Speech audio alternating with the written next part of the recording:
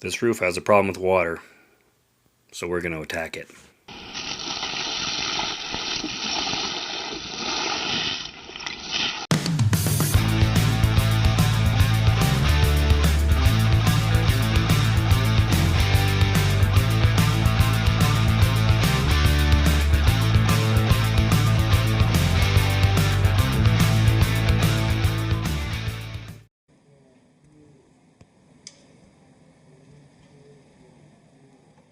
Supposed to be plywood. What?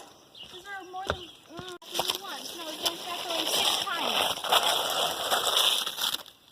Maybe even 8. Right?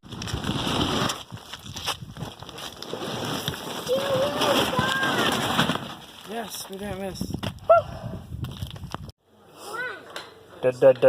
Demolition. That fireplace is happy to see me.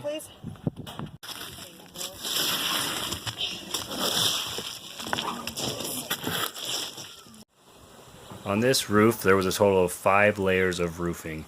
There was 5 layers of tar paper and there was 5 layers of asphalt shingles. The problem is it kept moisture trapped and it eroded some of the wood right here, so we had to replace some of the plywood. This product we decided to use is basically like a tarp. It takes the place of the tar paper, but it repels water a little bit better. It's better for going underneath metal roofing. You still overlap it about 6 inches vertically and about 2 inches horizontally.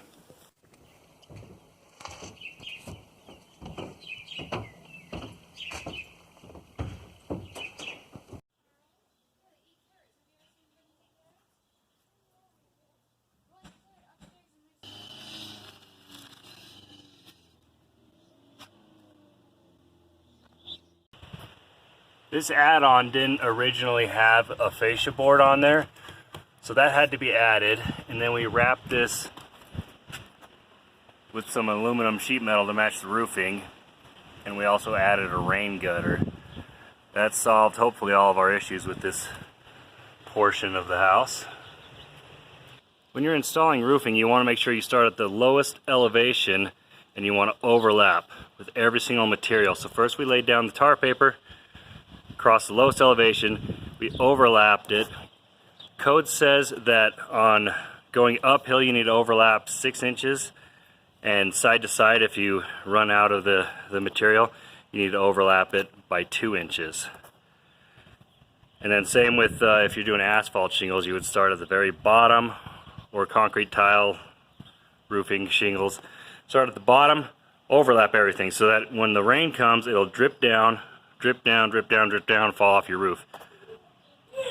Other than that, it's pretty straightforward, not too difficult. This is definitely an improvement of what was there. That shed there with those nasty asphalt shingles, the way it's done, that's kind of what was here before. I didn't build that shed, by the way. Super nasty. This has been sealed with silicone. No water's going to get in. This is the vent from the hot water heater. The tar paper that's underneath this roofing material goes behind the tar paper that's on the wall. And it's important that this drip ledge, or whatever it's actually called, goes behind the siding. That way you got 2 layers of protection. The screw pattern on this is about every 4 feet going up the slope, uphill, and it's about every foot horizontal. The only thing you really need to take in consideration is these will need to be longer screws, obviously, because there's this gap, and then you don't want to screw it down so tight that it bulges the metal there. Otherwise, there's also a rubber gasket, kind of hard to see, but it's important to screw it in to the point that it puts some pressure on that rubber gasket, but not to the point that it breaks the rubber gasket, because if this roof ever leaks, this is where it's going to leak. Well, there's a finished product, and up. Precock!